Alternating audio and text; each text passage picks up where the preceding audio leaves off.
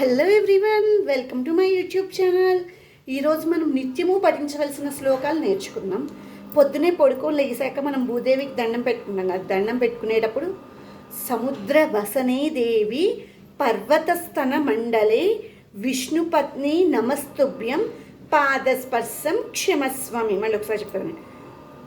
సముద్ర వసనే దేవి పర్వతస్తన మండలే విష్ణుపత్ని నమస్తుభ్యం పాదస్పర్శం క్షమస్వమి. సముద్ర వసనే దేవి, సముద్రాన్ని చీరలాగా చుట్టుకున్న నీవు పర్వతస్తన మండలే, పర్వతాలనే తన స్తనాలుగా చేసుకున్న పర్వతస్తన మండలే విష్ణుపత్ని నమస్తుభ్యం. విష్ణుపత్ని విష్ణు యొక్క భార్య నీవు.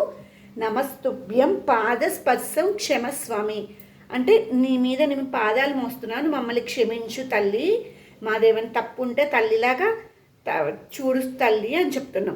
నెక్స్ట్ లెగిసాక స్నానం చేస్తాం కదా. స్నానం చేసేటప్పుడు పఠించవలసిన శ్లోకం గంగే చైవ యమునే చైవ కృష్ణ గోదావరి నర్మదే సింధు కావేరి జలేస్మిన్ సన్నిధం కురు. మళ్ళొకసారి గంగే చైవ యమునే చైవ కృష్ణ గోదావరి నర్మదే సింధు కావేరి జలేస్మిన్ సన్నిధం కురు.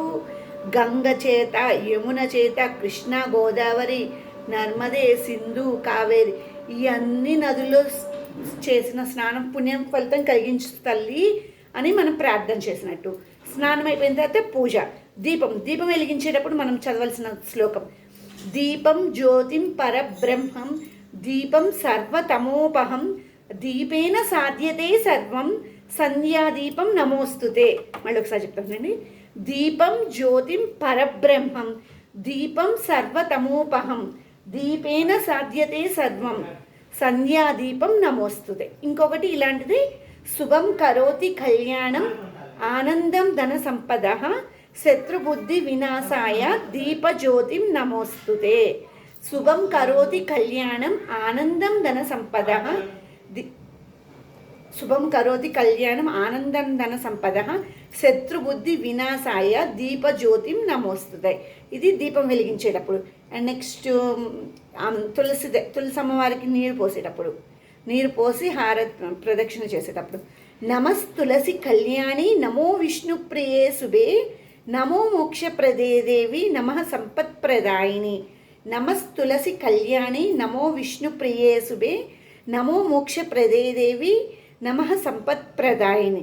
అలాగే చివరిగా హారతి ఇచ్చేటప్పుడు ఈశానాం ఈశ్వర సర్వభూతానాం బ్రహ్మాధిపతిర్బ్రహ్మణోధిపతిర్బ్రహ్మ శివోమి హస్తు సదాశివో మంగళం మహనీయ గుణాత్మనే సర్వలోక శరణ్యాయ సాధు రూపాయ మంగళం. మరొకసారి ఈశానాం ఈశ్వర సర్వభూతానాం బ్రహ్మాధిపతిర్బ్రహ్మణోధిపతిర్బ్రహ్మ శివోమి హస్తు సదాశివో మంగళం మహనీయ గుణాత్మనే సర్వలోక శరణ్యాయ సాధురూపాయ మంగళం.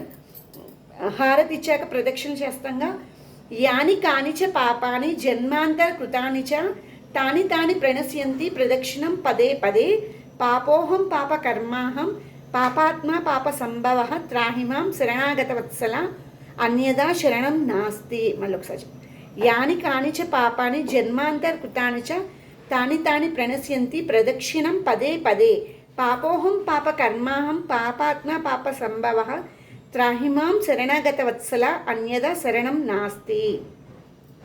అలాగే ఈరోజు మనం శుక్రవారము ఏకాదశి, నిర్జల ఏకాదశి, చాలా విశేషమైనది ఏకాదశి ఇది.